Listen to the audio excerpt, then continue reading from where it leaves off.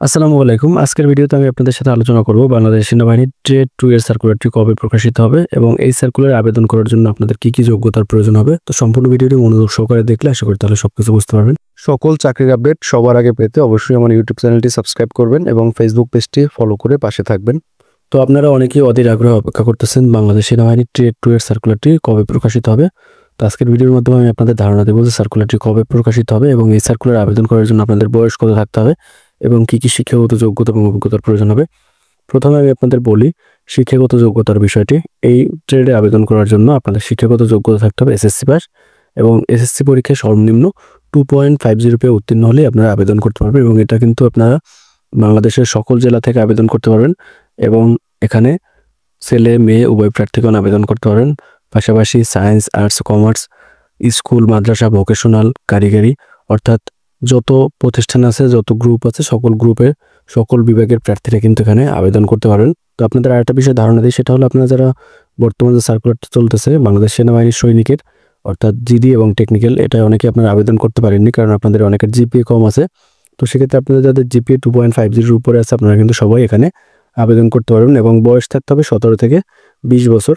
তবে যারা অভিজ্ঞতা সম্পন্ন অর্থাৎ কুক পদের ক্ষেত্রে যারা অভিজ্ঞতা সম্পন্ন তাদের ক্ষেত্রে 1 বছর বয়স বেশি থাকলেও তারা কিন্তু আবেদন করতে পারবেন। সেক্ষেত্রে কুক পদের ক্ষেত্রে 17 থেকে 21 বছর থাকলেও কিন্তু আপনারা আবেদন করতে পারবেন, কিন্তু অন্যান্য পদের ক্ষেত্রে 17 থেকে 20 বছর থাকতে হবে।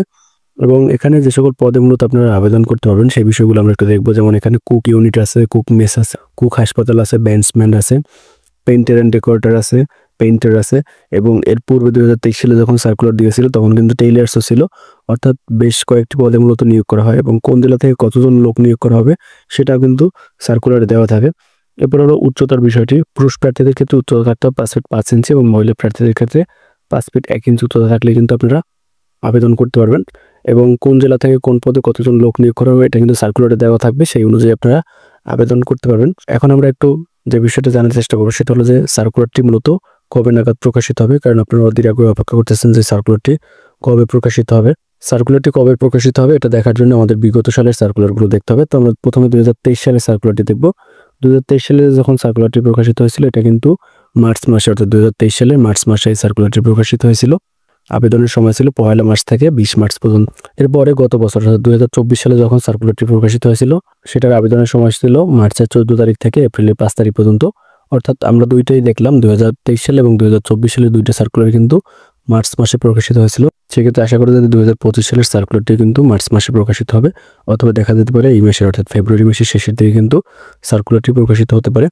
তো আপনারা যারা বর্তমানে আবেদন করেছেন জিডি বা টেকনিক্যালে আপনারাও কিন্তু চাইলে আবার আবেদন করতে পারবেন। অর্থাৎ আপনারা অনেকেই প্রশ্ন করেন যে জিডি বা টিটিতে আবেদন করছে, আপনি ট্রেড 2 তে আবেদন করতে পারবেন কিনা। হ্যাঁ, আপনিও কিন্তু ট্রেড 2 তে আবেদন করতে পারবেন। অর্থাৎ সার্কুলার প্রকাশিত হলে পূর্বে যারা আবেদন করেছেন বা এখন যারা আবেদন করতেছেন জিডি এবং টিটিতে আপনারা কিন্তু চাইলে ট্রেড 2 তে আবেদন করতে পারবেন। তো আপনাদের সেই সার্কুলারটি কিন্তু 2025 সালের ফেব্রুয়ারি শেষের দিকে অথবা মার্চ মাসের প্রথম সপ্তাহে কিন্তু বাংলাদেশ সেনাবাহিনীর ট্রেড 2 এর সার্কুলারটি প্রকাশিত হবে এবং সার্কুলারটি প্রকাশিত হলে বাংলাদেশের সকল জেলার পুরুষ এবং মহিলা উভয় প্রার্থীগণ আবেদন করতে পারবেন।